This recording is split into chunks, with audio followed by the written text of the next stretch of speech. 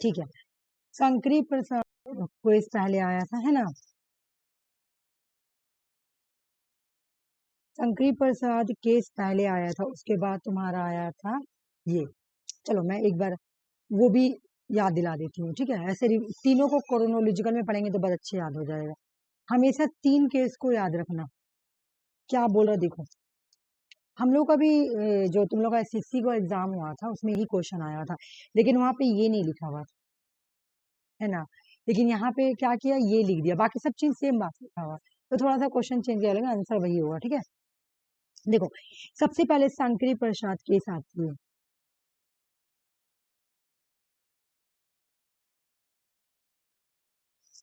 शंकरी प्रसाद case, ठीक है। कब आई थी ये केस? 1951 में। ओके, आया। इस केस में चैलेंज किया गया था फर्स्ट अमेंडमेंट एक्ट 1951 में, लेकिन हमको वो नहीं पढ़ना, हमको ये पढ़ना है कि इनका जजमेंट क्या निकला था। इसमें सुप्रीम कोर्ट का जजमेंट क्या था?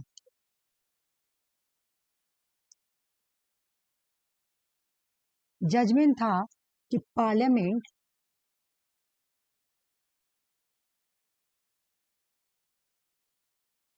कैन अमेंड,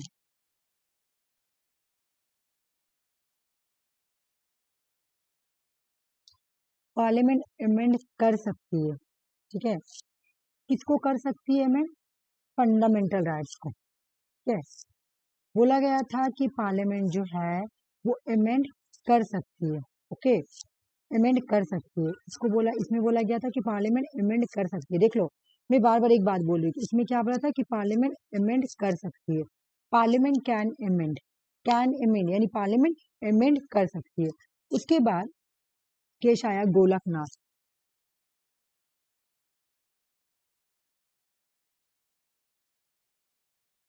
डेट क्या है केस?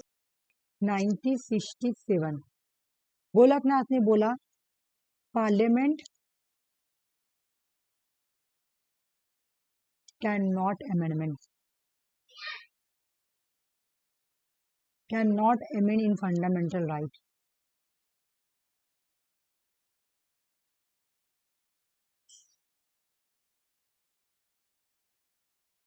देख रही हो, दोनों अपोजिट एक दूसरे का।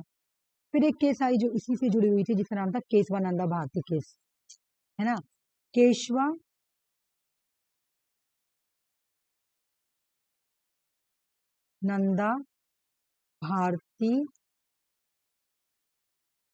भारती केस, बोलो इसमें क्या हुआ था? बेसिक डॉक्ट्रिन आई थी यहाँ पे, बेसिक डॉक्ट्रिन आई थी। क्या इंट्रोड्यूस हुआ था यहाँ पर इस केस में? बेसिक डॉक्ट्रिन या बेसिक स्ट्रक्चर बोलो, डॉक्ट्रिन बोलो, जो भी बोलो, हो गया। जजमेंट क्या आया था कि parliament can amend, parliament amend कर सकती है बेसिक स्ट्रक्चर। पार्शियल जजमेंट था, पार्लियामेंट कैन अमेंड बट हाँ, केशवानंदा नहीं आया था, हाँ, उसमें बेरूबारी केशवानंदा यूनियन वर्सेस ये, है ना। हाँ, LIC वाला था, हाँ। Parliament can amend but can, sorry मैं इसको अलग कर रही हूँ, अलग नहीं होगा, एक ही में होगा। But can not amend but can't amend basic structure.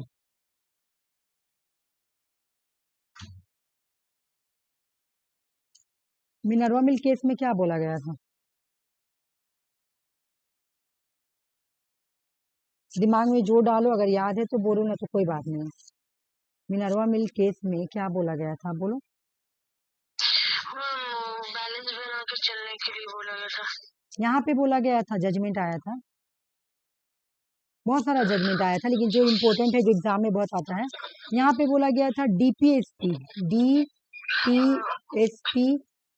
And fundamental right को मेंटेन करके रखना है।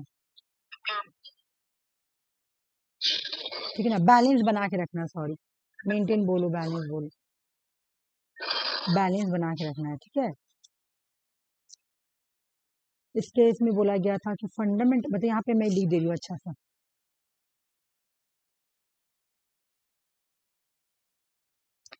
बोला गया था कि बैलेंस बनाना है।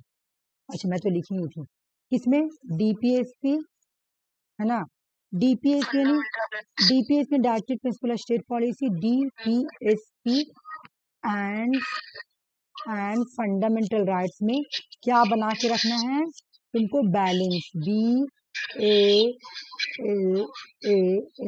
बैलेंस बनाना है, दोनों के बीच में बैलेंस बना के रखना है, दोनों ही इम्पोर्टेंट है और दोनों ही बेसिक स्ट्रक्चर का पार्ट है, ये बोला गया था, ठीक है। गोलकनाथ, गोलकनाथ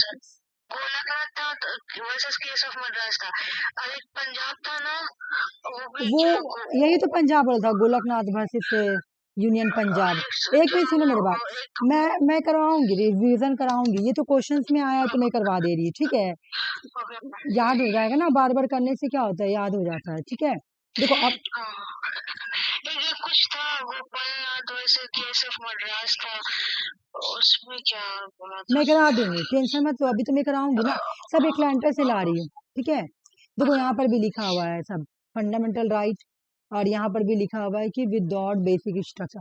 अब बेसिक स्ट्रक्चर को इंट्रोड्यूस किया गया था, बोला गया था कि आप सब कॉन्स्टिट्यूशन में अमेंडमेंट कर सकते हैं कोई भी पार्ट को, लेकिन आप बेसिक स्ट्रक्चर को अल्टरनेट नहीं कर सकते हैं, ये भी हो गया था। हाँ ये वाला क्वेश्चन बोलो, who serve the acting prime minister, अच्छा नहीं मैं बता दे रही हूँ, ठीक है, मैं बता दे रही हूँ, who serve acting prime minister, जैसे कहने का मतलब है, देखो क्या होता है, मान ली कि सडनली कोई प्राइम मिनिस्टर का डेथ हो गया, प्राइम मिनिस्टर जो है ना वो डेथ कर गया सडनली, ठीक है, तो अब प्राइम मिनिस्टर का तो पोस्ट खाली है, तो उसके जगह हमको दूसरा जब प्राइम मिनिस्टर को बैठाना पड़ेगा, तो दूसरा जो प्राइम मिनिस्टर बनेगा ना, जब तक दूसरा न्यू नहीं आ रहा, तो कम से कम देश को चलाने के लिए तो चाहिए, है ना, तो उसके जगह में जब हम लोग किसी को बैठाते हैं तो उसको हम लोग बोलते हैं एक्टिंग प्राइम मिनिस्टर, मतलब उसका एक्ट कर रहा, जो प्राइम मिनिस्टर डेट कर गए हैं उनका एक्ट कर रहा, ठीक है। तो एक चीज मैं तुमको बता दे रही हूँ, यहाँ पे मैं लिखा हुआ जो मैं दिखा रही हूँ, ये देखो, Gulzari Nanda serve as the acting prime minister of India, 2 बार गुलजारी नंदा इंडिया में 2 बार एक्टिंग प्राइम मिनिस्टर बने, कब कब, जब जवाहरलाल नेहरू का डेथ हो गया था, जब जवाहरलाल नेहरू डेथ कर गए थे 1964 में, तो उनको बनाया गया था एक्टिंग प्राइम मिनिस्टर। उसके बाद जब श्री लाल बहादुर शास्त्री का डेथ हो गया था ताशकान में, तो 1966 में, तो उनको फिर दोबारा गुलजारी लाल नंदा को ही एक्टिंग प्राइम मिनिस्टर बनाया गया था। ये एक्टिंग प्राइम मिनिस्टर बने, लेकिन ये कभी फुल टाइम प्राइम मिनिस्टर नहीं बने, ये ये बात बोला जा रहा है यहाँ पे, ठीक है। अब तुम एक मुझे आंसर बताना, तुम, मैं पढ़ाई हूँ तुम बता लोगी मुझे लग रहा, प्राइम मिनिस्टर का टर्म्स कितने इयर्स के लिए होता है, टेन्योर या टर्म्स क्या है इसमें, सही क्या है, up to 65 year age, question समझो, what is the term of the prime minister, तो 5 years होगा मैम, क्यों 5 ईयर होगा, मैं कहाँ बोली प्राइम मिनिस्टर 5 ईयर बैठता है, मेजोरिटी पे डिपेंड करता है ना, लोकसभा का मेजोरिटी जहाँ खत्म हुआ प्राइम मिनिस्टर हट गया, the term depend on the majority support of the Lok Sabha, में क्या बोली, जहाँ नो कॉन्फिडेंस मोशन लगता है, ठीक है, नो कॉन्फिडेंस मोशन लगता है प्राइम मिनिस्टर को डिसॉल्व कर दिया जाता है, मैं बोली थी कि नहीं बोली थी, बोलो, हाँ तो ये सब बात माइंड में रखना है, ठीक है, the term of prime minister, ठीक है, ठीक है, नहीं यहाँ पे क्या है, यहाँ पे साफ साफ बात है, द टर्म किस, यहाँ पे कोई लिमिट नहीं है, लिमिटेशन नहीं है कि प्राइम मिनिस्टर कब बैठेगा, क्या नहीं, कुछ नहीं, कॉन्फिडेंट मोशन लगने से जब बिल्कुल, इसको अगर हम पूरा ऐसे बोले, इसको मैं पूरा इसको ऐसे बोलेंगे तो कोई गलत बात नहीं होगा, मैं यहाँ लिख दे रही हूँ, देखो मैं यहाँ पे लिख दे रही हूँ, at the pleasure of the president, at the pleasure of the president, pleasure of the president, pleasure of the president,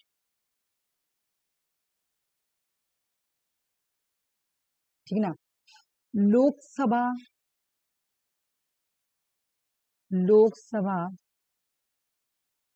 term, Lok Sabha का टर्म इज 5 ईयर, ये बात तो ठीक है, लेकिन लेकिन ये क्या होता है, डिसॉल्व हो सकता है। अच्छा नहीं, ये बात मत लिखो, ये नहीं बैठा है इसका मतलब। लेकिन ये बात ठीक है, जो ऊपर लिखा हुआ ना कि मेजोरिटी, जब जब जब तक का लोकसभा का मेजोरिटी सपोर्ट करेगी तब तक का वो प्राइम मिनिस्टर रहेंगे, ठीक है। जब तक का लोकसभा का मेजोरिटी सपोर्ट करेगी तब तक का रहेंगे। लोकसभा का मेजोरिटी खत्म, वो भी खत्म। वैसे 5 साल के लिए नॉर्मल बोलता है इंसान, इंसान बोलता है कि हाँ 5 साल के बाद इलेक्शन होगा, 5 साल के बाद इलेक्शन होगा। लेकिन जहां नो कॉन्फिडेंस मोशन लग गया या मेजोरिटी, नो कॉन्फिडेंस मोशन कब लगता है, जब मेजोरिटी हट जाता है, तुम्हारा लोकसभा में सपोर्ट नहीं करती है, ठीक है ना। जब प्राइम मिनिस्टर को लोकसभा सपोर्ट नहीं करती है ना, तो प्रेसिडेंट क्या कर देता है, उसको हटा देता है। मतलब इसको मैं यहाँ पे एक बार फ्लो चार्ट बना दे रही हूँ, तुम समझ जाना, ठीक है। देखो, पीएम, प्राइम मिनिस्टर, क्या टर्म्स, क्या है इसका टर्म्स देखना, नॉट फिक्स, ये फिक्स नहीं है, ठीक है ना। ये कब तक का ऑफिस में रहेगा, अपना ऑफिस में कब तक रहेगा, during the pleasure of the president, during pleasure of the president.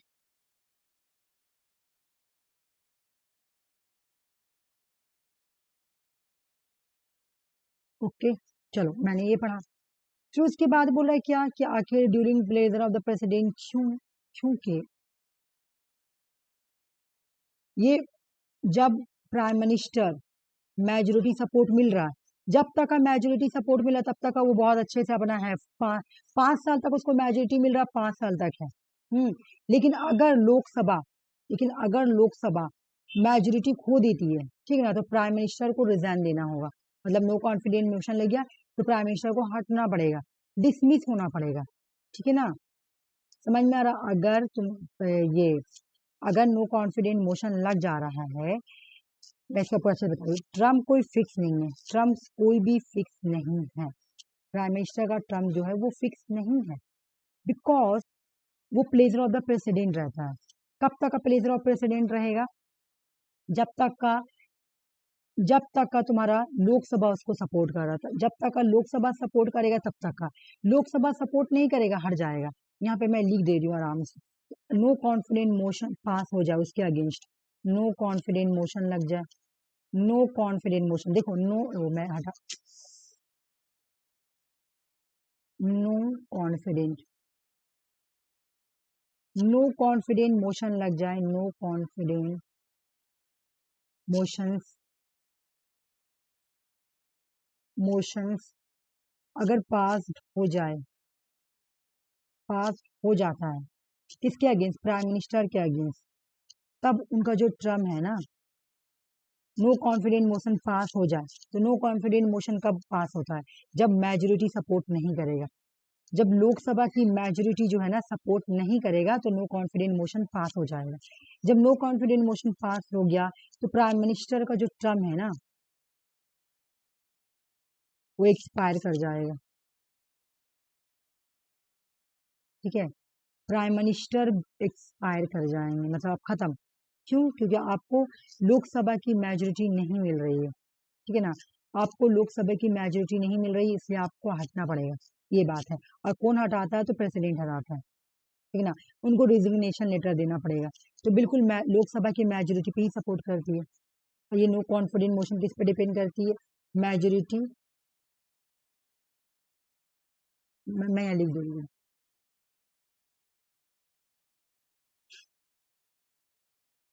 ये लिख दूंगी ना कि इनकी जो टर्म है वो डिपेंड करती है, डिपेंड्स करती है किसके ऊपर, no majority of support, majority, majority support, support of Lok Sabha, जब तक का लोकसभा सपोर्ट करेगी तब तक आपका मेजोरिटी है, लोकसभा सपोर्ट नहीं करेगी नो कॉन्फिडेंट मोशन लग जाएगा, नो कॉन्फिडेंट मोशन पास हुआ, प्राइम मिनिस्टर का जो टर्म है वो एक्सपायर हो जाएगा, उसके बाद प्रेसिडेंट उसको हटा देगा। तो इसीलिए बोल रहा, जैसे नो कॉन्फिडेंट मोशन लगेगा यानी आपने अब आप प्लेजर ऑफ प्रेसिडेंट नहीं है, उतना दिन से आप प्लेजर ऑफ प्रेसिडेंट थे, ये एक टर्म को यूज किया गया है, प्लेजर ऑफ प्रेसिडेंट। ऐसा नहीं कि तुम प्रेसिडेंट को खुश रखोगी तभी प्राइम मिनिस्टर बन के रहोगी, कोई प्राइम मिनिस्टर जैसे नरेंद्र मोदी, तो ऐसा नहीं कि उनको प्राइम मिनिस्टर को खुश रखना पड़ेगा, नहीं ऐसा कोई बात नहीं। ये एक टर्म है कि pleasure of the president, president जब तक चाहे। लेकिन कब प्रेसिडेंट नहीं चाहेगा? जहां लोकसभा में मेजोरिटी सपोर्ट नहीं कर रहा है, not support majority of the Lok Sabha prime minister. जब प्राइम मिनिस्टर को लोकसभा की मेजोरिटी सपोर्ट नहीं करेगी तब प्राइम मिनिस्टर को रिजिग्नेशन देना पड़ेगा, यानी नो कॉन्फिडेंस मोशन पास हो गया। तो देखो, या तो नो कॉन्फिडेंस मोशन आए या तो मेजोरिटी आप आए। अब क्वेश्चन पूछेगा कि कैसे हारते हैं, तो नो कॉन्फिडेंस मोशन पास होगा। अगर मान लीजिए कि अगर नो कॉन्फिडेंस मोशन का अगर नहीं है हाँ ऑप्शन, हाँ तो 65 एज होगा ना। बिल्कुल। एज क्यों दोगी? प्राइम मिनिस्टर का एज 25 होता है, एज क्यों होगा 65? तुम राजीव गांधी को देखी थी? राजीव गांधी, क्या वो राजीव गांधी जब प्राइम मिनिस्टर बने थे क्या उनका एज 65 ईयर था? बताओ मुझे। नहीं मैम, अगर नहीं, प्राइम मिनिस्टर नहीं होगा, फिर गलत है। प्राइम मिनिस्टर रिटायर नहीं होता है। तुम नरेंद्र मोदी को देखो कितना एज हो गया है। देखो सुप्रीम कोर्ट का जज, ये कोई गवर्नमेंट जॉब नहीं ना है आफरीन जो वो रिटायर करेंगे। बिल्कुल, ये देखो मेरी बात, सारा ही गलत है, ये देगा ही नहीं ऑप्शन। अच्छा, क्वेश्चन कोई क्यों गलत बनाएगा? या तो तुम्हारा नो कॉन्फिडेंस मोशन होगा या majority support of the Lok Sabha होगा, या प्लेजर ऑफ द प्रेसिडेंट भी हो सकता है कि कब तक रहेगा, तो प्लेजर ऑफ द प्रेसिडेंट कब तक, तो जब तक नो कॉन्फिडेंस मोशन ना लगे, या फिर तुम्हारा majority support of the Lok Sabha. ये एज क्यों? गवर्नमेंट जॉब नहीं ना है कि बस आप इतना तक ही प्राइम मिनिस्टर बने। तुम देखो ना, नरेंद्र मोदी का एज देखो तुम निकाल के यूट्यूब पे, 65 ईयर से ज्यादा हुआ मेरे ख्याल से। मनमोहन सिंह का एज पीएम ना 65 एज का बिल्कुल भी नहीं, नहीं बिल्कुल भी नहीं। मुझे ये बताओ, ये कोई जॉब थोड़ी है कि तुमको रिटायरमेंट का ये देगा। जैसे सुप्रीम कोर्ट का जज का है कि तुम्हारा 65 ईयर, हाई कोर्ट का है तुम्हारा 62, तो ये तो एक पोस्ट हो गया ना, गवर्नमेंट जॉब का पोस्ट आपको मिल रहा है ना। अच्छा सॉरी, नहीं कोई बात नहीं, तुम डॉट क्लियर किए, ठीक है, चलो कोई बात नहीं, चलो। हाँ, तो यहाँ का आंसर हो जाएगा वही वाला, द टर्म डिपेंड। चलो मैं एक बार, मुझे ये बताओ, which article empower the governor grant, मैं तुम लोग को ये पढ़ाई थी, गवर्नर जो पार्डनिंग पावर देता है, ठीक ना, गवर्नर को जो पार्डनिंग पावर दिया गया, पार्डनिंग पावर का मतलब जो है पार्डन, माफी करना, रिप्राइव्स, रिस्पाइट्स, रिमिशेशन या पनिशमेंट देना, जो पनिशमेंट मिला है और उसमें वो अपना पावर यूज करा, पार्डनिंग, माफी देने वाला पावर। तो बोलो ये कौन सा आर्टिकल में आएगा? हड़बड़ा के मत बताना, पहले सोच लो उसके बाद बताना, ठीक ना। 161 बिल्कुल बोली, 161। अच्छा, मैं तुमको भी समझाऊंगी। ये भी बताओ मुझे, रुक जाओ, ये भी बताओ।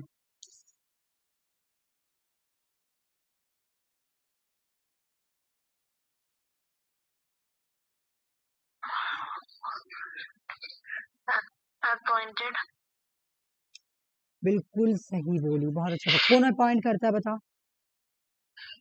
गवर्नर। हाँ बिल्कुल सही बोली, गवर्नर अपॉइंट करते। चलो आ जाओ, एक बार में पढ़ लेते हैं। गवर्नर को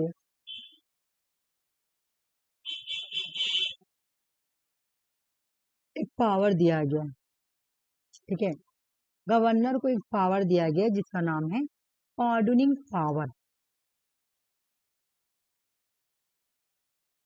वैसे तुमको याद है, फिर भी मैं एक बार खाली रिवीजन करा दूंगी। पार्डनिंग पावर आर्टिकल क्या है? 161। तुम 161 बोली थी कि 2 बोली थी? 61 बोले थे। हाँ सही है, ठीक है। मैं पढ़े थे इसीलिए याद है। भूल जाती हूँ, मेरे दिमाग से निकल जाता है सचमुच। चलो कौन कौन सा देख लेते। पार्डोन, पार्डोन मिला हुआ है, डेथ सेंटेंस नहीं दे सकता है पार्डोन में, ठीक ना, याद रखना। नेक्स्ट क्वेश्चन क्या है? रिप्राइव, ठीक है, उसके बाद क्या है? रिस्पाइट्स, क्वेश्चन में भी लिखा हुआ तुम्हारा रिस्पाइट्स। हाँ रिमेशंस, बिल्कुल सही बोली, रिमेशंस। और एक और है, बोलो। रिवाइव, नहीं रिवाइव, हाँ रिवाइव, चलो तुम्हारा ही मिल, रिवाइव लिखी हूँ ना, रिवाइव, रिप्राइव, रिप्राइव होगा, रिवाइव नहीं होगा, रिप्राइव, क्या मैं ऊपर लिखी हूँ, reprieve, reprieve, respite, remission, commutation, commutation बीच में होगा मैम।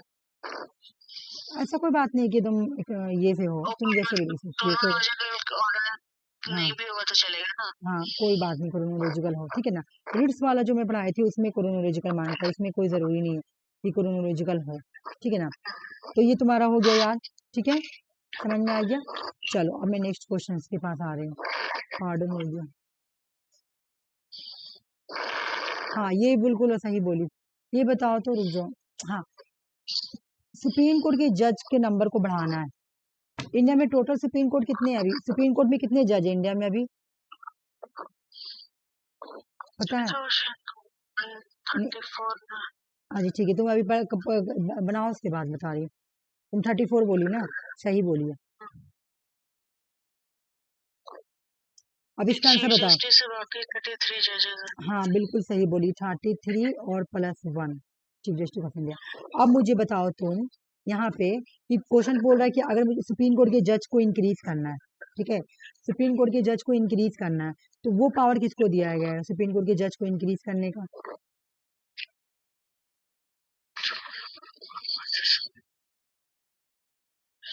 President of India? बिल्कुल भी नहीं, सिर्फ प्रेसिडेंट को, पार्लियामेंट, हर जगह पार्लियामेंट रखना है, ये सब पावर पार्लियामेंट को ही देगा, ठीक है। चलो एक बार हम लोग रिवीजन कर लेते हैं। जज को ये तो हो गया ना, पार्लियामेंट को ही दिया गया, ठीक है ना। और भी पार्लियामेंट जब जज का इंक्रीज करता है तो कौन सा मेजोरिटी यूज करता है? तो सिंपल मेजोरिटी से हो जाएगा। चलो जो जल्दी जल्दी हो जाएगा उसको, जो तुमको पता है मैं इसको जल्दी जल्दी पार कर रही हूँ। ये वाला पीडीएफ कंप्लीट हुआ क्या? हाँ ये कंप्लीट हुआ, मैं दूसरा पीडीएफ स्टार्ट कर रही हूँ, आ जाओ इधर। पहले मैं ये पढ़ा देती हूँ, उसके बाद क्वेश्चन। सब आया हुआ क्वेश्चन है ना? हाँ सब कोई ना कोई एग्जाम में क्वेश्चन आया है। तो तुमको मैं ये क्वेश्चन क्यों कराती हूँ कि तुम्हें रिवाइज हो जाए, ठीक है, कि रिवाइज हो जाए। क्वेश्चंस के थ्रू रिवीजन हो जाता है इस वजह से, ठीक है ना। क्वेश्चंस के थ्रू क्या होता है कि रिवीजन हो जाता है, ठीक है। तो हाँ बिल्कुल। चलो अब ये देखते हैं, पहले एक बार मैं तुमको ये पढ़ा देती हूँ, उसके बाद में क्वेश्चंस भी लाई हूँ, ठीक है। अच्छा देखो, हम लोग इमरजेंसी का प्रोविजन कहाँ से लिए? इमरजेंसी का प्रोविजन बहुत इजी है। इमरजेंसी प्रोविजन हम लोग कहाँ से लिए? Government of India act 1935। Provision पूछेगा तो गवर्नमेंट ऑफ इंडिया एक्ट 1935। हम लोग written constitution, fundamental rights, judicial review, independent of judiciary और प्रियम्बल, ये सब कहाँ से लिए? यूएस से लिए। देख लो, written constitution, fundamental rights, judicial review, independent of judiciary, preamble of the constitution कहाँ से लिए हैं? यूएस से लिए। ये भी तो था ना, प्रेसिडेंट का अपॉइंटमेंट और हाँ प्राइम मिनिस्टर, इसको मैं हटा दी। हाँ हाँ हाँ हाँ राज्यसभा, बिल्कुल सही था। हाँ चीफ मिनिस्टर रहेगा, हाँ वो भी पावर उसी से लेगा। बिल्कुल बिल्कुल, वो सब मैं हटा दी हूँ, मैं मतलब इम्पोर्टेंट वाला ज्यादा लेकर आई हूँ, ठीक है।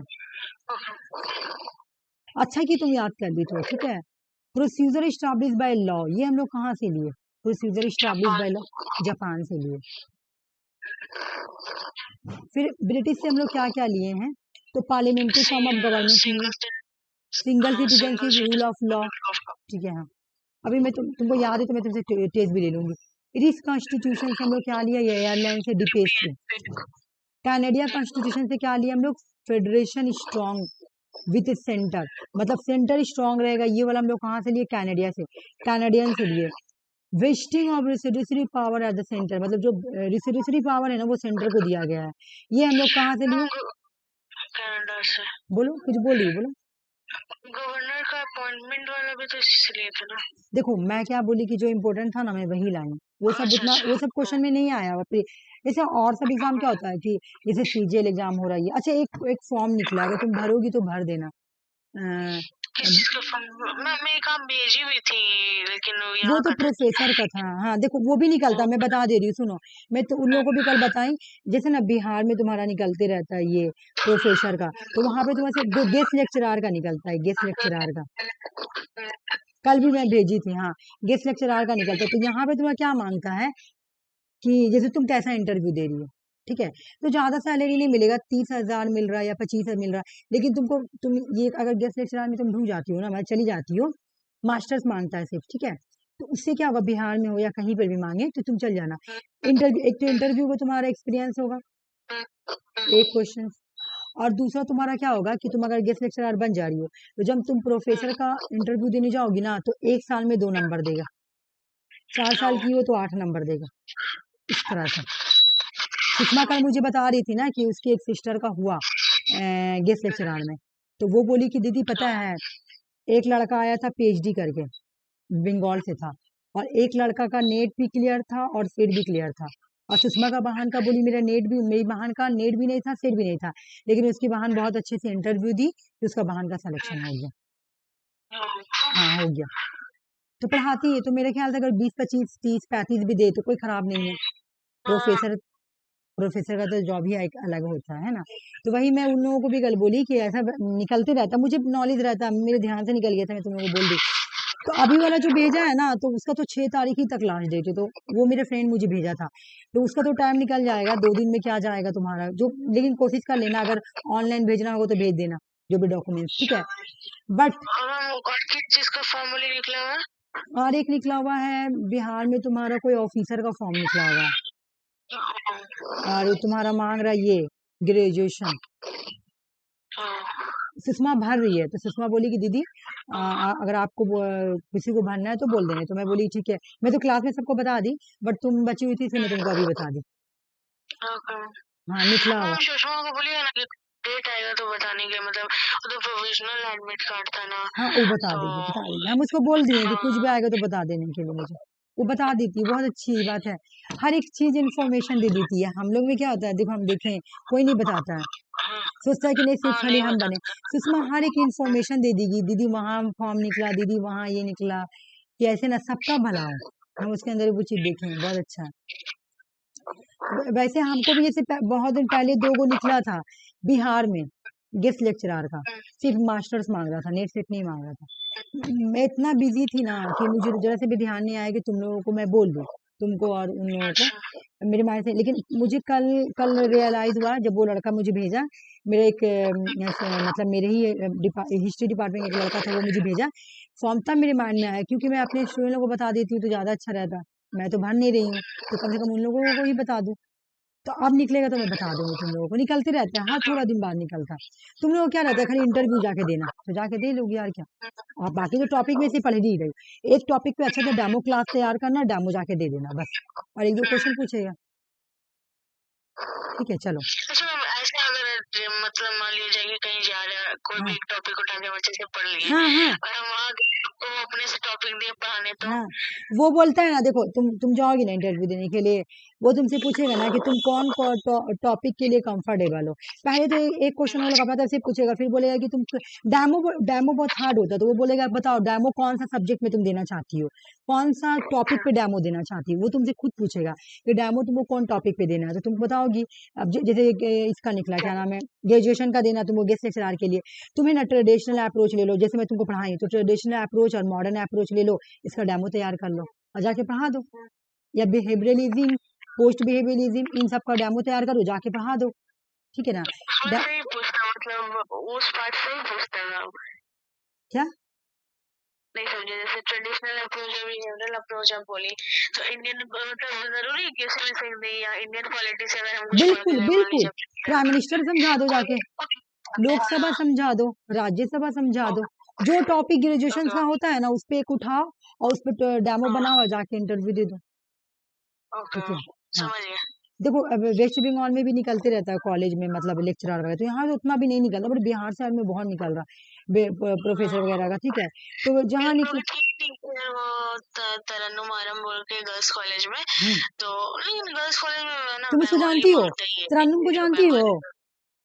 हाँ वो अभी भी पढ़ाती है, हाँ वो अभी भी शायद पढ़ाती है, हम जब तक थे तो पढ़ाती थी, वो सीनियर है हम लोग लगा नहीं, मतलब उनका लगा नहीं था, वो गोल्ड मेडलिस्ट थी। हाँ गोल्ड मेडलिस्ट थी, लेकिन उनका नेट सेट क्लियर नहीं है। हाँ उनका नेट सेट क्लियर नहीं है, वो पीएचडी शायद कर रही है, लेक्चरर के थ्रू ही गई, उनका इंटरव्यू बेसिस पे ही हुआ था। नहीं उनका ना वो गोल्ड मेडलिस्ट थी एक, वो और बहुत बदमाश थी, सचमुच बहुत, हम लोगों की सीनियर थी ना, बंगाली लोग को हेल्प करती थी। देखो ये मैं नहीं बोले कि बंगाली और ये कुछ भी, हेल्प करना तो सबको करो, तो हम लोगों को दम नहीं हेल्प करती थी, दम नहीं, हम लोग ना मुस्लिम क्लास में 4 ही थे, तो हम बोलते तरन्नुम दी हमको थोड़ा सा हेल्प कर दीजिए, दम नहीं बोले, हमको नहीं आता, दम इतनी बदमाश थी ना, कुछ नहीं बताती थी। और देखो मेरा तो मैं, हाँ बहुत बदमाश थी, देखो मेरा तो नेट सेट क्लियर हो गया ना, फिर भी हाँ उनका नेट सेट क्लियर नहीं हुआ है, वो तो शायद ऐसे ही नहीं इंटरव्यू नहीं बेसिस पे ही उनका लगा हाँ है। उनका नेट सेट क्लियर नहीं है, मुझे पता है। हम लोगों का डिपार्टमेंट से ना मेरा नेट भी क्लियर है और सेट भी क्लियर है। जो मेन लोग का डिपार्टमेंट में जो गोल्ड मेडलिस्ट है ना उसका सिर्फ सेट क्लियर है। हम लोग का डिपार्टमेंट से जो गोल्ड मेडलिस्ट है बीबी कॉलेज में पढ़ाता है, मनोज मंडल नाम है, तो उसका सिर्फ सेट क्लियर है। और मैं अपने डिपार्टमेंट में पहली लड़की हूँ जिसका नेट और सेट क्लियर है। हाँ वो तो लेकिन उनको बंगाली आता था ना, इसी वजह से उनका हाँ वहाँ हो गया गर्ल्स कॉलेज में। हाँ हाँ हाँ ये है बात तो तो सही। बदमाश, हम सब पहचानते टीचर हैं, बदमाश बहुत अच्छी तरह से पहचानते हैं उनको। हाँ अभी भी पढ़ाती है। पढ़ाती है। मेन वो क्या, अभी वो सीएससी इंटरव्यू नहीं दे सकेगी ना, अगर उसका पीएचडी कंप्लीट हो जा रहा तो वो सीएससी देने के लिए एलिजिबल है। और मैं सीएससी दे सकती हूँ क्योंकि मेरा नेट भी है और मेरा सेट भी है। मैं किसी भी कॉलेज में यूनिवर्सिटी में अप्लाई कर सकती हूँ क्योंकि मेरा नेट सेट सब है। और उसका क्या है ना नेट है ना सेट है, लेकिन अगर उसका पीएचडी, जैसे वो पीएचडी कर रही है तो उसका पीएचडी कंप्लीट हो जाता, वो एग्जाम देती है मेरे से, वो हर साल एग्जाम देने जाती है। ये बात नहीं है, पता वो बहुत ज्यादा उसके अंदर एरोगेंट था। जैसे पढ़ने में बहुत अच्छी थी, मतलब माशाल्लाह बहुत अच्छी थी पढ़ने में, लेकिन एरोगेंट इतनी थी ना, मैं क्या बताऊँ। जैसे अभी कैसे मेरा अंदर क्या रहता है कि मैं किसी को अगर पढ़ाऊँ किसी को समझाऊँ तो पूरा नॉलेज हो। तो मेरी एक फ्रेंड थी अंकिता, ठीक है ना, अंकिता नाम था। तो अंकिता को वो पूरा हेल्प करती थी, पूरा पूरा डिट्टो पूरा उसको आंसर बना के दे देती थी। लेकिन वहीं पे अगर हम पूछते ना कि तरन्नुम दी थोड़ा हमको हेल्प कर दीजिए ना, हमको नए नए ये तो नॉलेज था नहीं, तो हम लोगों को एक जरा हेल्प नहीं करती। और सर भी हम लोग को बोलते हैं ना तुम तरन्नुम से हेल्प क्यों नहीं ले रही थी। हम लोग बोलते सर हम लोगों को ना इंग्लिश से थोड़ा प्रॉब्लम हो जाता है, हम लोग उर्दू मीडियम की स्टूडेंट है तो थोड़ा प्रॉब्लम हो जाता है। और वो नंबर बहुत अच्छा चलाती थी। तो सर बोले ना तुम ही लोगों तो कास्ट की एक लड़की है, जाओ तुम मुझसे मांगा करो।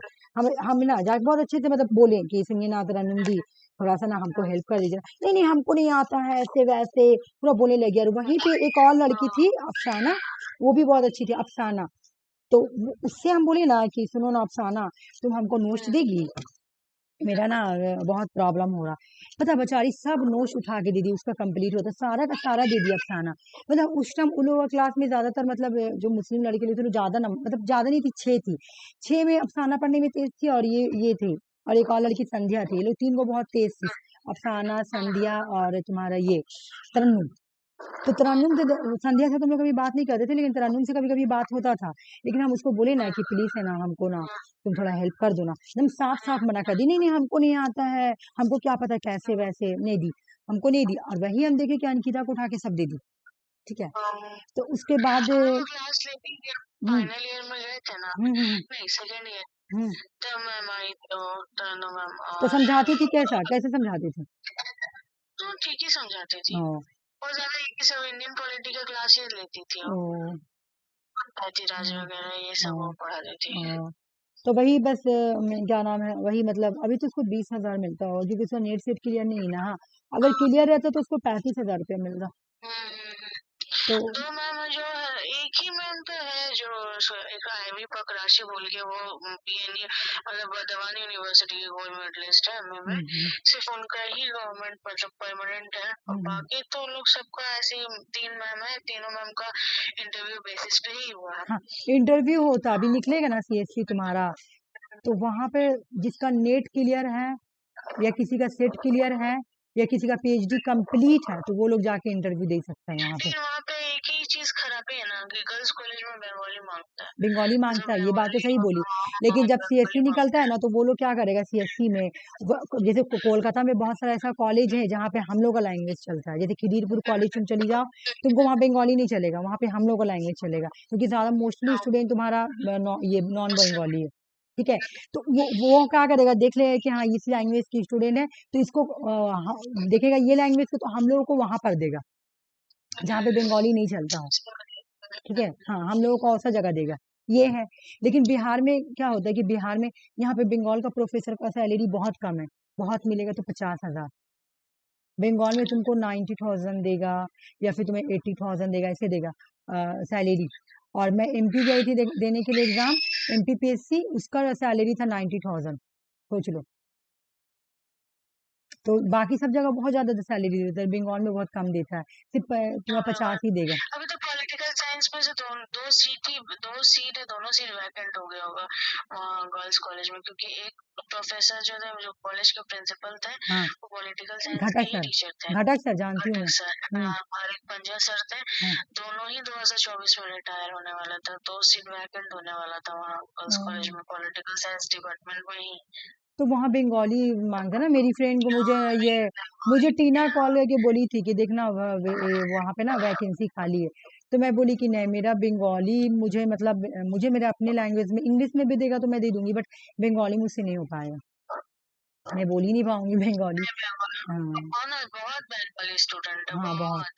बहुत वो बहुत प्योर बंगाली तुमको मिलेगा वहाँ गर्ल्स में, और बाकी तुमको मेरे को तो बीबीबीसी का भी इंग्लिश मिल में था। जाएगा। मैम इंग्लिश में समझाती है, बंगाली लोग को बंगाली में समझाती, हम्म। कुछ नॉर्मल लैंग्वेज में भी समझाती थी, लेकिन कोई होता है एकदम ठेठ बंगला बोलता है, समझता भी नहीं है नहीं, जो तरन्नुम थी ना, तो उसको बंगाली आता था। वो बंगाली आता था, हाँ उसको, बंगाली में भी क्लास कराती थी, बंगाली लोग को अलग से समझाती थी। हाँ हाँ ये बात तुम सही बोली।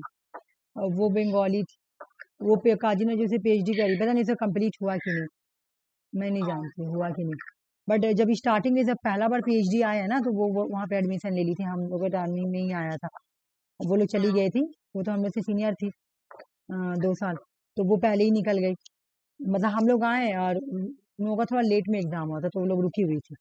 तो फिर भी तो 6 मंथ में हम लोग में उन लोग से बातचीत हुआ था, लेकिन फिर भी ना बहुत ज्यादा एरोगेंट थी कि मुझे मुझे पढ़ने में बहुत, मतलब मैं बहुत घमंड, बहुत एटीट्यूड्स।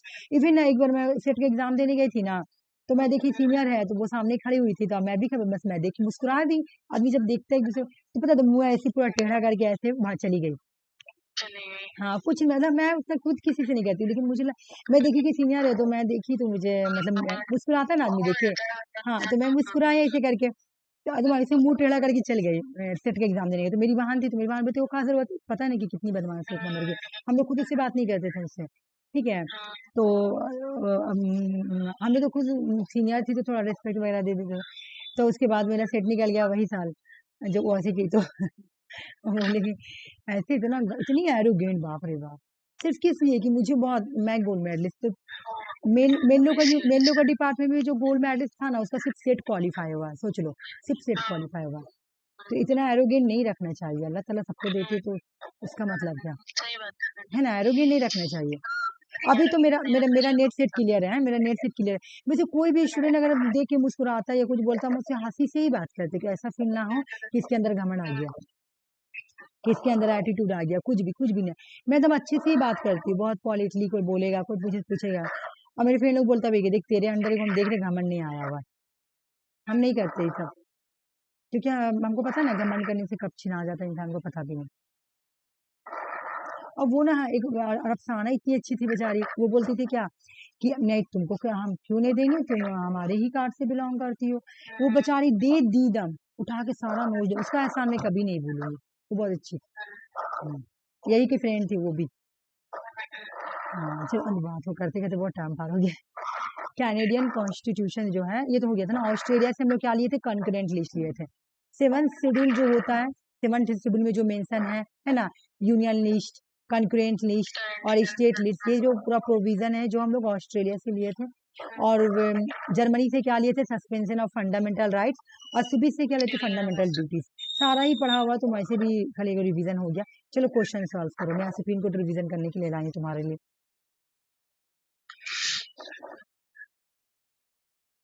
अच्छा ये तुम आंसर पहले ही बता चुकी हो, क्या बोला, the section strength of the जज of the supreme court of India, ये बता चुकी हो, छोड़ दो। चलो ये बताओ, रिजिग्नेशन लेटर देना होगा तो किसे देना होगा।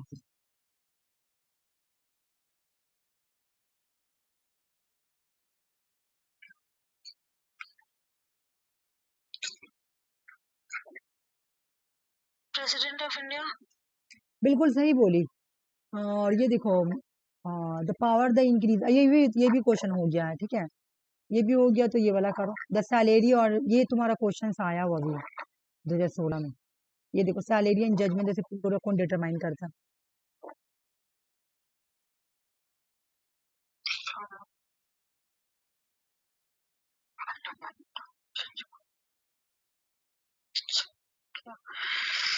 President of India. नहीं, पार्लियामेंट सैलरी डिसाइड करेगी कि इंक्रीज करना है, ये सब पार्लियामेंट को। सिर्फ प्रेसिडेंट तो कठपुतली है इंडिया में, प्रेसिडेंट कठपुतली है और कुछ नहीं है, ठीक है। इंडिया में तुमको अगर प्रेसिडेंट का तुम देखोगी कि क्या है, सिर्फ कठपुतली है और कुछ नहीं है, ठीक है। उसके नाम पे सब कुछ कहता है। बिल्कुल, ये तो प्राइम मिनिस्टर बोलेगा जो वही करेगा, और क्या।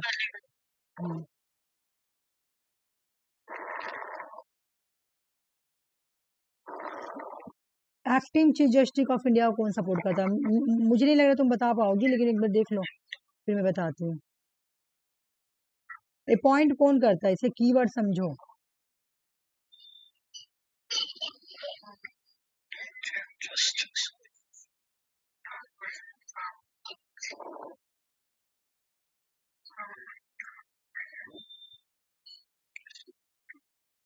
नहीं पता मम्मी वाला।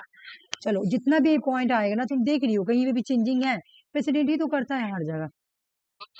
एक्टिंग जज किसको बोलेंगे? जज हट गए, जज मतलब प्रेसिडेंट सबको अपॉइंट करता है और जितना भी सबका सैलरी अलाउंस होता है सब पार्लियामेंट करता है। हाँ कि किसको क्या देना, बिल्कुल, किसको ये किसको कीवर्ड है ना, तुम अपने माइंड में बैठा लो, ठीक है। ये कीवर्ड बैठा लो माइंड में, हाँ बिल्कुल, हाँ बिल्कुल, ठीक है। चलो उसके बाद बताओ। अच्छा, कोलोजियम में बता पढ़ाऊंगी तुमको, रुक जाओ। बोले द कोलिजन सिस्टम्स क्या होता है, मैं तुमको सुप्रीम कोर्ट पढ़ा दी हूँ, ठीक है ना। ये एक टॉपिक था उसमें, कोलिजियम वाला। मैं तुमको उस टाइम नहीं पढ़ाई थी ना, हौच पौच हो जाता बहुत ज्यादा, इसलिए मैं नहीं पढ़ाई। उसमें वो यूके का इससे करना था ना। नहीं वो तो हम स्पीकर का नहीं, बिल्कुल अलग है। कॉलिजन सिस्टम का मतलब देखो क्या है, जैसे मान लो कि अभी जज कितने हैं, 34 जज हैं, एक चीफ जस्टिस ऑफ इंडिया, और 33 तुम्हारे कौन हो गए, जज हो गए, है ना, तो 34 है। The collegium system is method adopt India में कोलिजियम सिस्टम को एडॉप्ट किया गया। किसके लिए? अगर जज को अपॉइंट करना है या ट्रांसफर करना है जज को, तो सुप्रीम कोर्ट या हाई कोर्ट के जज को अपॉइंट करना है या ट्रांसफर करना है, ठीक है, तो कोलिजियन सिस्टम्स होता है। ये कॉन्स्टिट्यूशन में कहीं भी मेंशन नहीं है। It is a judicial body, ये एक जुडिशियल बॉडी है जिसमें क्या किया जाता है, एक चीफ जस्टिस ऑफ इंडिया होंगे, 5 का ग्रुप होता है, 5 का, जिसमें तुम्हारा नहीं 5 का ही होता है ना, एक मिनट, हाँ 5 का होगा, जिसमें एक चीफ जस्टिस ऑफ इंडिया होंगे और 4 मोस्ट सीनियर, सुप्रीम कोर्ट के जो मोस्ट सीनियर जज है ना, उन्हीं का एक 5 ग्रुप बना के अगर किसी जज को ट्रांसफर करना है तो ये लोग अपना डिसीजन लेते हैं, या अपॉइंटमेंट करना। अपॉइंटमेंट तो प्रेसिडेंट करता है, लेकिन मतलब एक कंसल्टेशन लेना पड़ता है ना, तो वो कंसल्टेशन टाइप का देना, ठीक है। तो इंडिया में 3 बार ये वाला केस आया था, कोलिजियम वाला। एक आया था 1982 में, एक आया था 1983 में कोलिजियम सिस्टम के बारे में, और एक आया था 1998 में। याद रखो, इंडिया में फर्स्ट जज केस कब हुआ था? 1982 में। इंडिया में सेकंड जज केस कब हुआ था? 1993 में। इंडिया में थर्ड जज केस कब हुआ था? 1998 में। यहाँ पर भी कोलिजियम के बारे में बोला गया था, यहाँ पर भी कोलिजियम के बारे में ही बोला गया था, ठीक है। फर्स्ट जज, सेकंड जज और थर्ड जज। और यहाँ क्वेश्चन क्या पूछ रहा, देखो आंसर दो।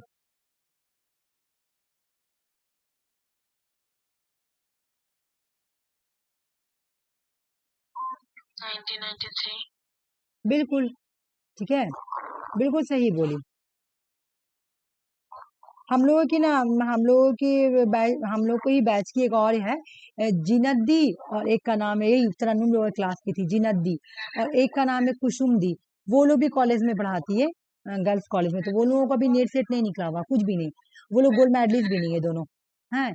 एक का नाम है जीनत दी, एक का नाम कुसुम। वो लोग बहुत अच्छी है, कहीं भी मिलेगी ना, बातचीत करती थी। पहले जब मेरा नेट नहीं निकला हुआ था तो हम लोग में पहले एग्जाम देने जाते थे ना, तो हो जाता था आदमी का जान, मतलब वो भी लोग गई है, हम नहीं गए देने, तो मिलते थे तो बहुत अच्छे से बातचीत करती थी, बहुत सीनियर थी, सीनियर जैसा बहुत अच्छे से बात, पढ़ाई कैसे चल रही है वो। हम लोगों का भी जो जूनियर मिलती है ना, हम लोग से, हम लोग बहुत अच्छे से बात करते हैं, ठीक है, बहुत अच्छे से एकदम सलीका से बात करेंगे।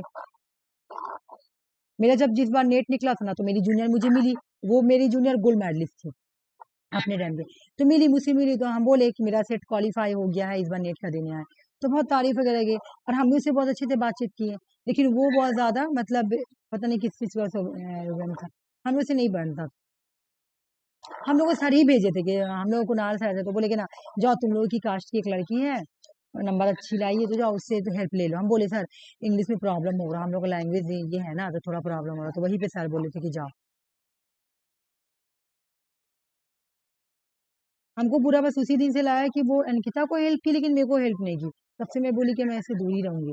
और एक बार जब मैं एग्जाम देने गई तो मैं उतना मतलब भेदभाव रखी नहीं, तो मैं छोड़ो रहने तो कहा रखना। हम देख के मुस्कुरा दिया, हालांकि मेरे बहन मुझे बहुत डांटी, वो तो कहा जरूरत था उससे करने का, हम लोग इतने एटीट्यूड में रहते तो कहा जो उससे तो कोई बात भी नहीं करता, फिर भी तो उसे झूठ मूठ कही की।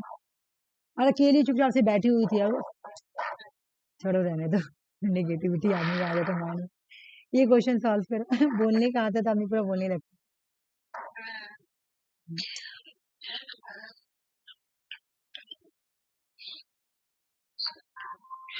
By the president on the recommendation of supreme court के जज को रिमूव कौन करता है? बाय द प्रेसिडेंट रिकमेंडेशन तो पार्लियामेंट, बहुत सही बोली, पार्लियामेंट के रिकमेंडेशन पे। और ये वाला बोलो, अभी क्वेश्चन डिस्कस किया। बिल्कुल।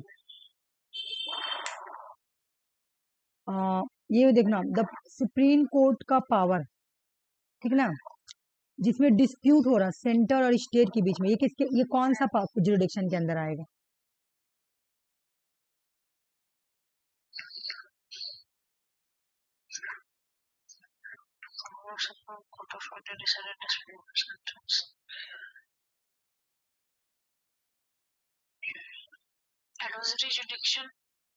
एडवाइजरी जुरिडिक्शन नहीं, ओरिजिनल जुरिडिक्शन। एडवाइजरी में तो वो प्रेसिडेंट को एडवाइस देता है ना, आर्टिकल 143 के अकॉर्डिंग प्रेसिडेंट को एडवाइस देता है। ओरिजिनल में मैं अभी उस दिन तुमको करवाई थी, ओरिजिनल जुरिडिक्शन के अंदर आएगा सेंटर और स्टेट के बीच में लड़ाई हो या स्टेट और स्टेट के बीच में लड़ाई हो, ठीक है ना। चलो उसके बाद करो ये वाला क्वेश्चन। क्वेश्चन क्या, रुको, टू बिकम ए जज of the supreme court person must be advocate high court. High court का एडवोकेट कितना रहना चाहिए? ये मैं तुमको क्वालिफिकेशन में पढ़ाई। 10 years। बिल्कुल सही बोली।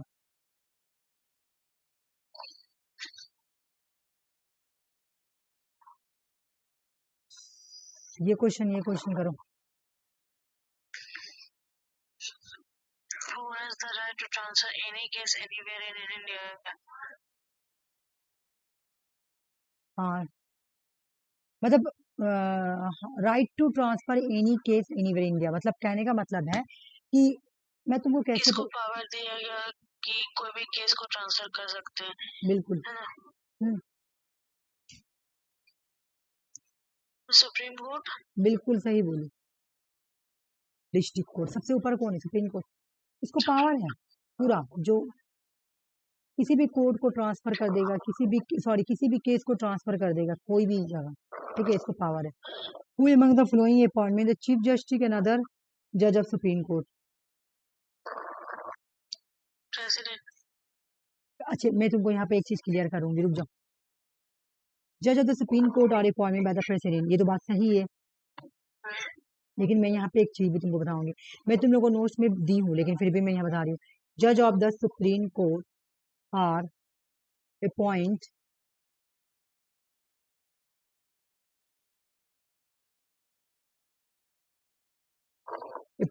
ठीक है, जज ऑफ द सुप्रीम कोर्ट को अपॉइंट किया जाता है। जज of the supreme court, Sushma क्या भेजी बात,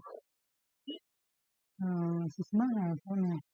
हाँ देखो, जज of supreme court are appointed by the president, ये बात तो हम लोगों को समझ में आ गया कि प्रेसिडेंट अपॉइंट करती है। आर्टिकल क्या है इसको अपॉइंट करने का, मैं यहाँ पे लिख दे रही हूँ, ठीक है, आर्टिकल 124, ठीक है। लेकिन कंसल्टेशन भी करती है, ये कंसल्टेशन करती है, किसी भी जज को अपॉइंट करने के लिए प्रेसिडेंट जो है वो क्या करती है, कंसल्ट करती है। हाँ अच्छा, यहाँ पे सुप्रीम कोर्ट का जज लिखा हुआ, अगर चीफ जस्टिस रहता तो अलग होता, जज का अलग होगा, है ना। चलो आ जाओ, कंसल्टेशन किससे करती है? The president concern with the supreme court के जज से करेगा। वो तो अदर जजेस को करने के लिए सुप्रीम कोर्ट का जज से, चीफ जस्टिस से करना पड़ेगा उसको कंसल्टेशन। हाँ, और चीफ जस्टिस का अपॉइंटमेंट के लिए उसको कंसल्टेशन करना पड़ेगा सुप्रीम कोर्ट, हाँ बोलो बोलो। ध्यान से ये दिमाग से उतर शायद मैं ये वाला पिक्चर बनाई थी बहुत अच्छा सा, मैं पिक्चर में बताई थी कि भी था। हाँ ध्यान से निकल के सुप्रीम कोर्ट का चीफ जस्टिस को अपॉइंट करने, अदर जजेस को अपॉइंट करने के लिए उसको सिर्फ कंसल्टेशन करना पड़ेगा सुप्रीम चीफ जस्टिस से। नहीं, और चीफ जस्टिस से नहीं, तुम देखना एक बार, ठीक है, और देखकर मुझे मैं नहीं लिख रही हूँ बिकॉज तुमको याद होगा, पर तुम लिख दूंगी तो फिर नहीं याद होगा। सुनो, तुम ना वो देखना जाके पीडीएफ में, और वो जितना भी लिखा हुआ तुम उसको लिखना मेरे मैसेज में, तुमको याद हो जाएगा, ठीक है। कंसल्टेशन वाला तुम्हारा ये इंडिपेंडेंट ऑफ जुडिशरी हम लोग कहाँ से लिए?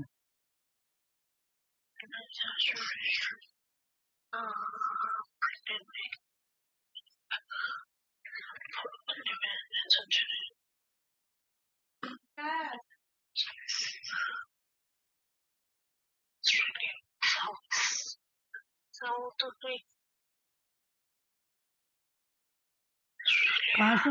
अभी ऊपर करवाई हूँ मैं ये वाला।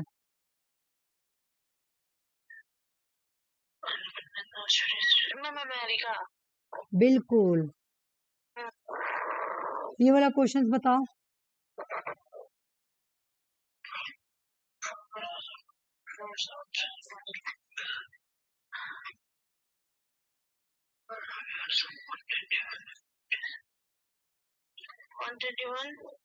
वन 131 नहीं, 137 कल पढ़ाई थी ना ये वाला। यही वाला तो हम कल पूछ रहे थे, भेजी। अच्छा, ये तुम्हारा क्वेश्चन आया हुआ था, इस वजह से मैंने भेज दिया, ठीक है। चलो नेक्स्ट क्वेश्चन करो। कौन सा पार्ट के साथ डील करती है, कौन से पार्ट के अंदर आती है? Which defines part of it, the power of jurisdiction. Awesome. Part 5. हाँ ठीक है, बहुत अच्छा। ये वाला बताओ, क्या क्या इसमें सुप्रीम कोर्ट का पावर है?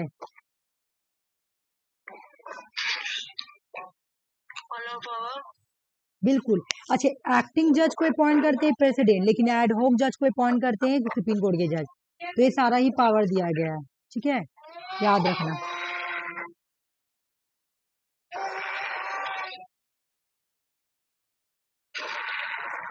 जुडिशियल रिव्यू कहाँ से लिए?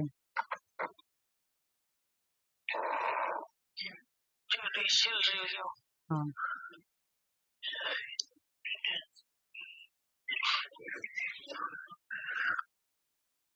Soviet union. अरे भाई, इतना बड़ा गलती तुम कैसे कर सकती हो? यूएसए। हाँ, अमेरिका से। हम बहुत बारी वाला करेंगे, ठीक है, चलो कोई बात नहीं। एक बार हम बता दें जुडिशियल रिव्यू क्या है। एक मिनट को, बहुत कस के मच्छर काट रहा। जुडिशियल रिव्यू आ जाओ। जुडिशियल रिव्यू क्या है?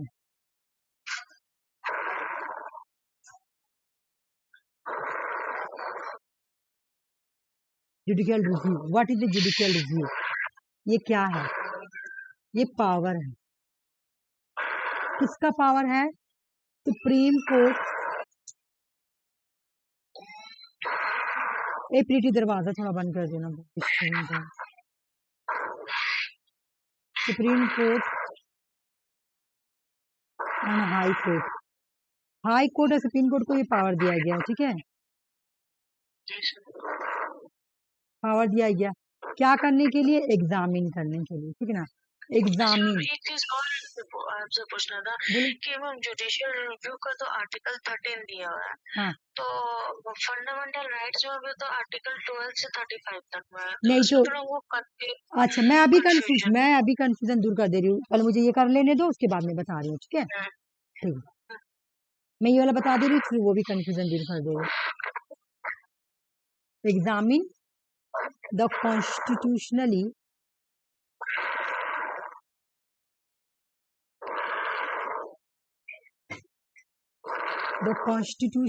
of the law by the नहीं, कॉन्स्टिट्यूशनली कोई कानून को पास किया गया। एक मिनट दो, examine the constitutionally of the law passed by, है ना, पास्ड में लिखना भूल गए, पास किया गया, ठीक है ना। कहाँ से पास किया गया, रुक जाओ, पास किया गया है बाय द, पास कौन करता है तुम्हारा, लेजिस्लेचर या एग्जीक्यूटिव, किसका, लेजिस्लेचर, लेजिस्लेचर या एग्जीक्यूटिव, एग्जीक्यूटिव किसका, लेजिस्लेटिव या एग्जीक्यूटिव, दोनों का, सेंट्रल हो या स्टेट, ठीक है ना, सेंटर हो या स्टेट, इन दोनों का अगर लेजिस्लेटिव एग्जीक्यूटिव कोई लॉ पास करती है, ठीक है ना, उसको एग्जामिन करती है। सुप्रीम कोर्ट, हाई कोर्ट क्या करती है, एग्जामिन करती है। कॉन्स्टिट्यूशनली कोई लॉ पास किया गया, या तो लेजिस्लेचर पास करी या एग्जीक्यूटिव, चाहे सेंटर लेवल पे चाहे स्टेट लेवल पे, वो चेक करती है, ठीक है ना, चेक की, ठीक है ना, क्या की, लॉ अगर पास हुआ तो एग्जामिन करेगी, यानी चेक करेगी। एग्जामिन करने के बाद अगर उसको पता चला कि ये जो है ना, ये जो लॉ आया है ना, ये अगर पाया गया है कि इफ दे, अगर पाया गया, रुक जाओ इसमें मैं लिख दे रही हूँ अच्छे से, अगर पाया गया, इफ फाउंड, अगर पाया गया इनकॉन्स्टिट्यूशन या इनकंसिस्टेंट, इनकंसिस्टेंट है ना, इनकंसिस्टेंट है, आपने जो लॉ को पास किया ना, आपने जो लॉ को पास किया वो लॉ इनकंसिस्टेंट है, लोगों के लिए वो लॉ ठीक नहीं है, तब क्या करेगा, सुप्रीम कोर्ट जो है ना डिक्लेयर करेगा, सुप्रीम कोर्ट हो या हाई कोर्ट हो, वो डिक्लेयर करेगा। क्या डिक्लेयर करेगा, मैं यहाँ पे लिख दे रही हूँ, वो डिक्लेयर करेगा, हाँ डिक्लेयर करेगा, क्या डिक्लेयर कर देगा कि आपका जो लॉ है ना, जो लॉ, आपका जो लॉ है ना वो नल है, नल, आपने जो लॉ को पास किया है ना वो क्या है, नल है, नल बोल सकता है, या वाइड भी बोल सकता है, या इनकॉन्स्टिट्यूशनल भी बोल सकता है, ये सब बोल सकता है, ठीक है, इसी को जुडिशियल रिव्यू बोलते हैं। हाँ, इसका आर्टिकल मैं सब लिख रही हूँ, रुक जाओ, वैसे अभी हम एगो पढ़े हम लोग यहाँ पे ऊपर, एक आर्टिकल 37 अभी हम लोग पढ़े, सबसे पहला आर्टिकल 13 आता है, जुडिशियल रिव्यू का आर्टिकल है, एक मिनट मैं यहाँ लिख दे रही हूँ, एक मिनट यहाँ लिख दे रही हूँ मैं, जुडिशियल रिव्यू का आर्टिकल है आर्टिकल 31, आर्टिकल 32, अभी मैं बताऊंगी तुमको, रुक जाओ, आर्टिकल 33, 132 एंड 226, वो आर्टिकल 132 और भी बहुत सारा है, लेकिन मेन में इम्पोर्टेंट लिखा रही है, ठीक है ना, आर्टिकल वो नहीं बोल रहे, मतलब वो ऊपर में 31 लिखी है, ओ नहीं 31 नहीं, सॉरी 13 होगा, उल्टा हो गया थोड़ा, थैंक यू, ठीक है, और रुक जाओ, आर्टिकल 100 तुम्हारा 37 और 226, ये सारा क्या है, जुडिशियल रिव्यू का आर्टिकल। अब मेरे बात सुनो, तुम क्या बोली कि फंडामेंटल राइट तो सिर्फ 6 है, लेकिन ये तो सब है, सुप्रीम कोर्ट, सुप्रीम कोर्ट, ठीक है, सुप्रीम कोर्ट ये रिट्स के थ्रू क्या करता है, लोगों के फंडामेंटल राइट्स को प्रोटेक्शन देता है। सुप्रीम कोर्ट क्या करता है, रिट्स के थ्रू फंडामेंटल राइट को क्या देता है, प्रोटेक्शन देता है, प्रोटेक्शन देता है। जुडिशियल रिव्यू तो वो कर सकता है, कोई भी केस में कर सकता है, मैं जुडिशियल रिव्यू का आर्टिकल कहाँ बोली, मैं तुमको कभी ये बात कहाँ बोली कि सुप्रीम कोर्ट जो है वो सिर्फ फंडामेंटल राइट का ही जुडिशियल रिव्यू करेगा, नहीं, कहीं पर भी कॉन्स्टिट्यूशन लॉ ऐसा पास हुआ जो लोगों के लिए ठीक नहीं है, सुप्रीम कोर्ट उसका जुडिशियल रिव्यू कर सकता है, ठीक है, लेकिन रिट्स जो है ना, रिट्स, अब रिट्स में सुनो मेरी बात, कि रिट्स में तुमको मैं एक बात बता दे रही हूँ कि रिट्स में क्या प्रॉब्लम है, कि रिट्स में सिर्फ सुप्रीम कोर्ट को जो पावर दिया गया है ना, रिट्स में सुप्रीम कोर्ट को जो पावर दिया गया है वो नैरो दिया गया है, ठीक है ना, नैरो दिया गया है। क्यों नैरो दिया गया है, क्योंकि सुप्रीम कोर्ट सिर्फ रिट्स कब यूज कर सकती है, जब फंडामेंटल राइट वायलेट हो रहा, वो सिर्फ फंडामेंटल राइट को प्रोटेक्शन देने के लिए रिट्स यूज कर सकता है सुप्रीम कोर्ट, लेकिन हाई कोर्ट को वाइड पावर दिया गया है रिट्स के ज्यूरिडिक्शन में। हाई कोर्ट फंडामेंटल राइट के अलावा भी वो रिट्स देख सकता है लोगों का, ठीक है, और ये जो जुडिशियल रिव्यू वो तो अलग हो गया तुम्हारा, है ना। और देखो यहाँ पे क्या है कि ये सुप्रीम कोर्ट, अगर तुम्हारा कोई फंडामेंटल राइट वॉल्यूशन हो रहा, तुम रिट्स का यूज करो, या तो हाई कोर्ट जाओ या सुप्रीम कोर्ट जाओ। लेकिन सुप्रीम कोर्ट कहाँ तक जुडिक्शन दे सकेगा, मतलब सुप्रीम कोर्ट फंडामेंटल राइट को ही प्रोटेक्शन करता है, ये फंडामेंटल राइट का गार्जियन होता है। क्या होता है? गार्जियन। कौन? हाँ, कौन गार्जियन होता है तुम्हारा? Supreme court. तो वो फंडामेंटल राइट को प्रोटेक्शन दे रहा है, मेरे बात समझना, वो फंडामेंटल राइट्स को प्रोटेक्शन देता है, ठीक है, वो फंडामेंटल राइट्स को प्रोटेक्शन देता है। लेकिन हाई कोर्ट जो है ना, उसको वाइड पावर दिया गया, वो फंडामेंटल राइट्स को क्रॉस कर कर और भी अगर कोई मामला में मतलब कोई हो रहा है लोगों के साथ गलत, तो वहां पर भी वो सुनवाई दे सकता है, ठीक है ना, वहां पर भी वो जाकर बोल सकता है, ठीक है ना। तो रिट्स के मामला में सुप्रीम कोर्ट को जो पावर दी गई है वो नैरो है, और हाई कोर्ट को जो पावर दी गई है वो तुम्हारा वाइड है, ठीक है ना, रिट्स के जुरिडिक्शंस में, ठीक है। चलो मैं एक बार यहाँ पे मैं यहाँ पे फर्क लिख दे रही हूँ, रुक जाओ। सुप्रीम कोर्ट और हाई कोर्ट रिट्स जुरिडिक्शंस है ना, डिफरेंस बिटवीन है, पूरा नहीं लिख रही, उतना टाइम नहीं। रिट्स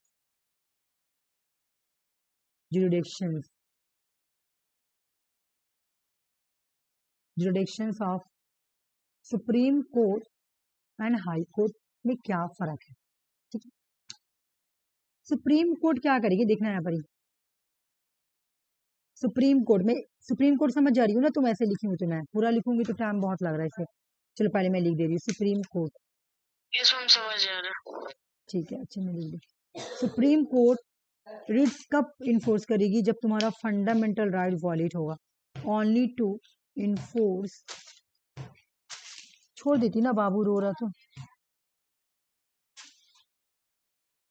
सुप्रीम कोर्ट रिट्स कब इन्फोर्स करेगी, जब तुम्हारा मतलब यहाँ पे इशू बोल रहा है कि रिट्स इशू कब करेगी, रिट्स इशू कब करेगी, only to enforce fundamental right, fundamental rights के लिए।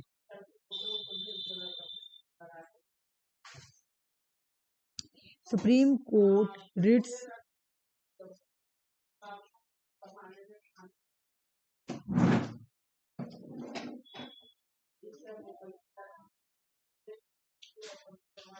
इशू करना है रिट्स को, है ना, रिट्स को क्या करना है, इशू करना है। तो सुप्रीम कोर्ट रिट्स इशू कब करेगी, जब फंडामेंटल राइट को इन्फोर्स करना हो, ठीक है। अब हाई कोर्ट को देखेंगे, ठीक है।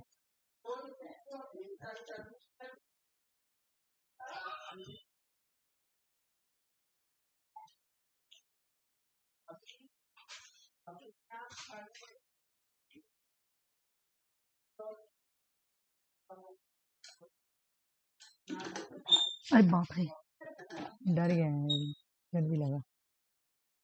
हाई कोर्ट क्या करेगी, एक तो तुम्हारा अगर कोई इलीगल तुम्हारे साथ पे कर रहा, टू इनफोर्स लीगल, कोई लीगल चीज, कोई लीगल, जैसे कहने का मतलब है कि तुमको कोई स्कूल में मान लो कि तुमको कोई ट्रेन पे बैठने नहीं दे रहा, ठीक है ना, क्यों, क्योंकि तुम अदर कास्ट से बिलोंग करती हो, ठीक है ना, अदर कास्ट नहीं सॉरी, कोई और भी मामला तुम्हारे साथ हो रहा, ठीक है ना, और वो फंडामेंटल राइट्स के अंदर नहीं आ रहा और वो इलीगल है, ठीक है, कोई और भी मामला तुम्हारे साथ ऐसा हो रहा जो फंडामेंटल राइट्स नहीं है लेकिन वो इलीगल है, तो वहां पर भी हाई कोर्ट आएगी, तो वो लीगल चीज के लिए भी इन्फोर्स करेगी इसको, और जब फंडामेंटल राइट का वॉल्यूशन होगा वहां पर भी फंडामेंटल राइट्स को भी, फंडामेंटल राइट्स उसमें मैं बता रही हूँ यहाँ पर, अगर तुम्हारे साथ कहीं पे इलीगल हो रहा, ठीक है ना, मान लो तुम्हारा कोई घर छीन लिया, कोई तुम्हारा घर छीन लेता है, ठीक है, कोई तुम्हारा घर छीन लिया, तो तुम जाओगी हाई कोर्ट, क्या बोलेगी, मेरा रिट्स का, है ना, मेरे देखिए मेरे घर छीन लिया, तब हाई कोर्ट यहाँ पे रिट्स का यूज करेगा, और तुम्हारा तुम रिट्स के थ्रू जाएगी, आर्टिकल 226 का यूज करोगे तुम, और हाई कोर्ट जाओगी, और हाई कोर्ट जाके बोलेगी देखिए मेरे साथ वो इलीगल कर रहा, वो घर तो मेरा है ना, वो इलीगल है।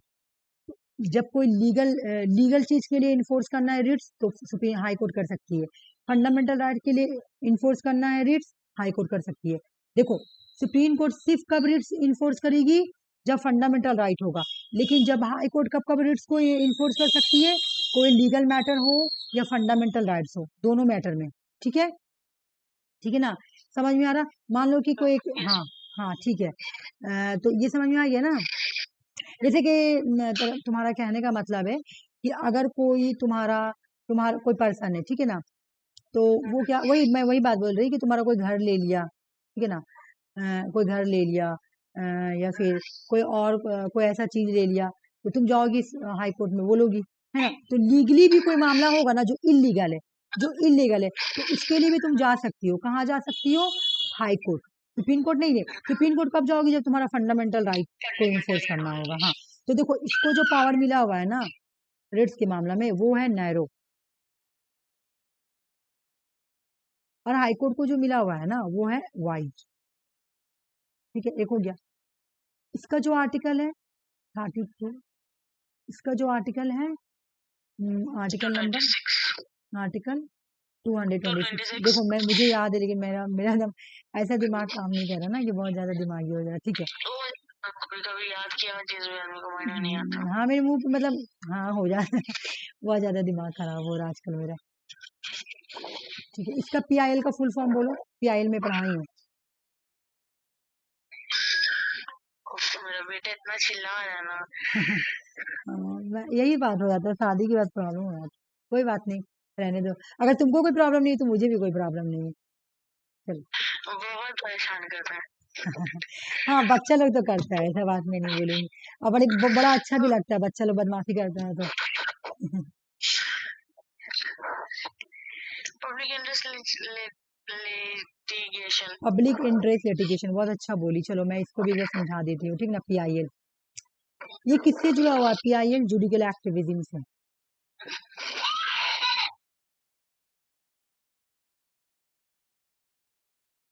किससे जुड़ा हुआ है? जुडिकल एक्टिविज्म से, है ना। PIL judicial active. Judicial activism का मतलब क्या? देख लो, प्रोएक्टिव रोल। एक्टिव से भी ज्यादा एक्टिव हो जाना, किसको होना है एक्टिव से भी ज्यादा एक्टिव? जुडिशरी को। जुडिकल रिव्यू जब यूज करे तो वो सिर्फ एक्टिव है, लेकिन ये प्रो एक्टिव है, हद से ज्यादा, ठीक ना। हम लोग जुडिकल रिव्यू लिए कहाँ? सबसे पहले इसका ओरिजिन कहाँ हुआ? ये इसका ओरिजिन कहाँ है? Judicial USA. यूएसए में कब आया था ये? 1947 में। हाँ नहीं चलो, और इंडिया में कब आया? इंडिया में जुडिकल एक्टिविज्म कब आया? इंडिया में जुडिकल एक्टिविज्म डेट, ठीक है, कब है? 1970, ठीक है, आया था। ठीक है, 1970s में तुम्हारा जुडिकल एक्टिविज्म आया था। यूएस में इसका ऑरिजिनेट हुआ था। इंडिया में जो आया था तो कौन कौन इसके इंपॉर्टेंट है वो हम लोग इनमें देख लेते हैं कि इनके मेन कौन से चीफ जस्टिस की जिसकी वजह से आया था। एक number V R Krishna Iyer, V R Krishna Iyer. इसी तरह याद करना। देखो मैं कैसे, मुझे कैसे याद है, तुम लोग को भी इसी तरह याद करके रखना होगा, ठीक है ना। Krishna Iyer, V R Krishna Iyer. दूसरा है तुम्हारा पीएन भगवती,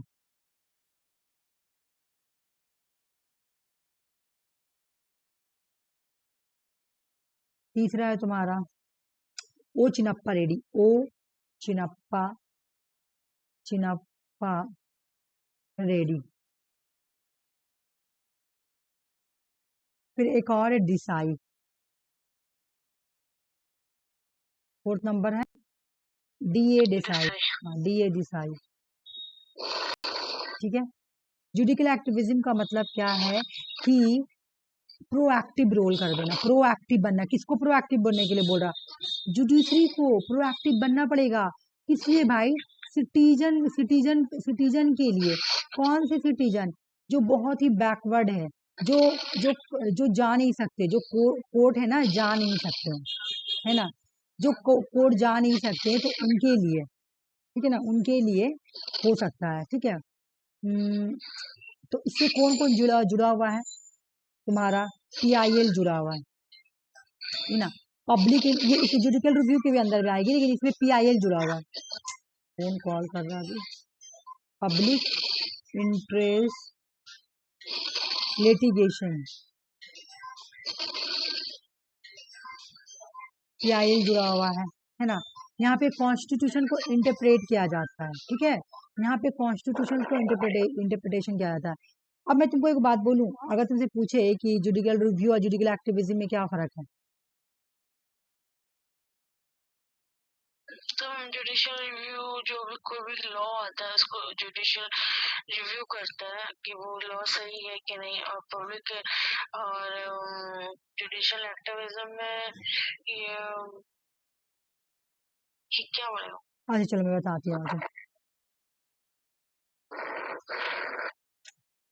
मैं यहाँ पे लिख दे रही हूँ,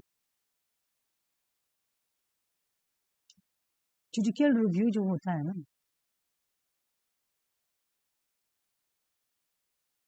और जुडिशियल एक्टिविज्म,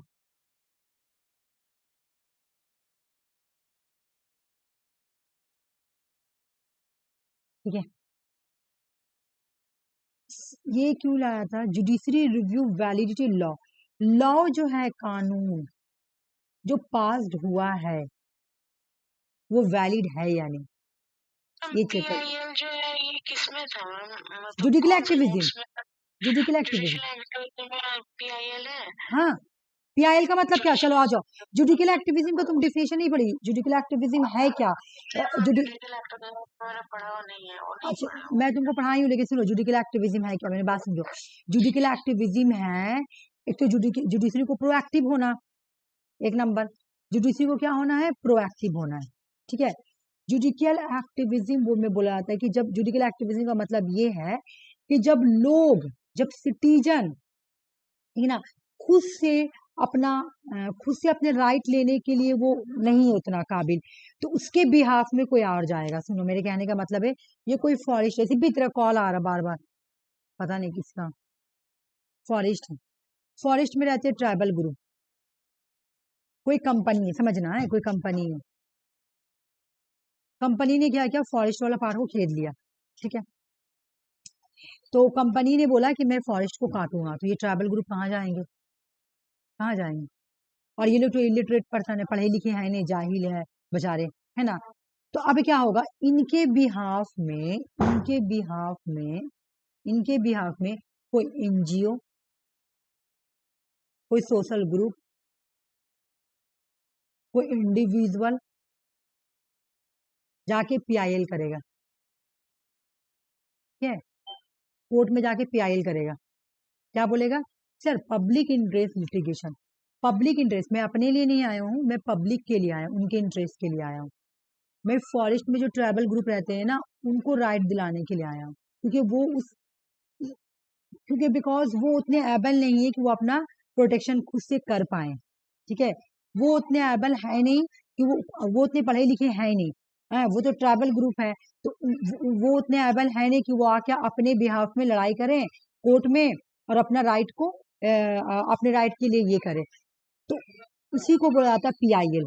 और ये किसके थ्रू किया जाता है? जुडिशियल एक्टिविज्म के थ्रू पीआईएल किया जाता है, समझ में आ गया ना। मान लो जैसे तो यहाँ पे तुम देखो, रेल पार में सबसे बैकवर्ड क्लास कहाँ जाएगा? झोपड़पट्टी चल जाओ, ठीक है ना, तो झोपड़पट्टी के लोगों का घर तोड़ा जा रहा, ठीक है ना, कोई अमीर आदमी आके तोड़ रहा, या किसी तरह का वहां पे कोई कंपनी बन गया, कोई फैक्ट्री बन गया, उस फैक्ट्री से धुआं निकल रहा और उस धुआं से सभी को नुकसान हो रहा, ठीक है ना, और उन लोगों को कोई नॉलेज नहीं, क्योंकि वो लोग तो पढ़े लिखे हैं नहीं कि हाँ इसे कैंसर की बीमारी होती है ना, कुछ नॉलेज है नहीं। तब जाके तब जाके तुम्हारा कोई कोई एनजीओ, कोई सोशल ग्रुप, कोई इंडिविजुअल पढ़ा लिखा, कोई भी जिसको नॉलेज है, वो जाएगा उसी के बिहाफ में पीआईएल करेगा, बोलेगा सर हम पीआईएल करने आए हैं। जब बोलेगा पीआईएल तो समझ में आ जाएगा कि ओ ये किसी के बिहाफ में आया है, यानी पब्लिक इंटरेस्ट लिटिगेशन, है ना, पब्लिक इंटरेस्ट लिटिगेशन। अच्छा, इसमें किस किस टाइप के लोग आएंगे पीआईएल में?